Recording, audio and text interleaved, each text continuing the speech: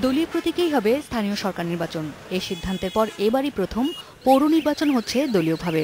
৩২৩টি পৌরসভার মধ্যে মেয়াদ শেষ হতে যাওয়া ২৪৫টি নির্বাচন ডিসেম্বরের মধ্যেই করতে চায় নির্বাচন কমিশন। সোমবার স্থানীয় সরকার আইন সংশোধনের খসড়ায় চূড়ান্ত অনুমোদন দিয়েছে মন্ত্রিসভা। এতে দলীয় প্রতীকে স্থানীয় নির্বাচনের বিধান রাখা হয়েছে। এটি এখন বিল আকারে সংসদে উপস্থাপন করা হবে। তবে এরই মধ্যে এটি অধ্যাদেশ আকারে জারি হওয়ায় পৌরসভা নির্বাচন করতে কোনো বাধা নেই। স্থানীয় সরকার পৌরসভা সংশোধন আইন ২০১৫-এর খসড়া নীতিগত অনুমোদন, আপনারা জানেন যে এটির অধ্যাদেশ জারি হয়ে গেছে। সেই অধ্যাদেশটা হুবহু মন্ত্রিসভায় উপস্থাপন করা হয় এবং মন্ত্রিসভা এটা চূড়ান্তভাবে অনুমোদন দেয়। নির্বাচন কমিশন বলছে, নির্বাচনী বিধির যে খসড়া আইন মন্ত্রণালয়ে পাঠানো হয়েছে তা হাতে পেলেই খুব কম সময়ে তফসিল হবে। বিধিতে মন্ত্রী এমপিদের প্রচারে অংশ নেওয়ার বিধান থাকার পরও সবার জন্য সমান সুযোগ থাকবে বলে মত কমিশনের।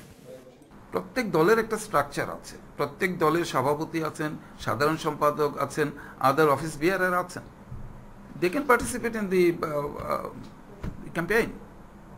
এটি সরকার দলের তারা যেরকম করতে পারবেন, বিরোধী দলের তারাও করতে পারবেন। জাতীয় সংসদে যেভাবে আছে সেভাবেই আমরা এটা করেছি। এবং যেহেতু দল ভিত্তিক, আপনি একটি দলকে সুযোগ দিবেন আরেকটি দলকে সুযোগ দিবেন না, এটিও তো ঠিক হবে না। তবে এর তীব্র বিরোধিতা করেছেন সাবেক নির্বাচন কমিশনার সোহুল হোসাইন। ক্ষমতায় থেকে মন্ত্রী এমপিরা এলাকায় প্রভাব খাটাতে পারেন সে আশঙ্কা থেকেই এতদিন তা বিধির বাইরে ছিল বলেও মনে করেন তিনি।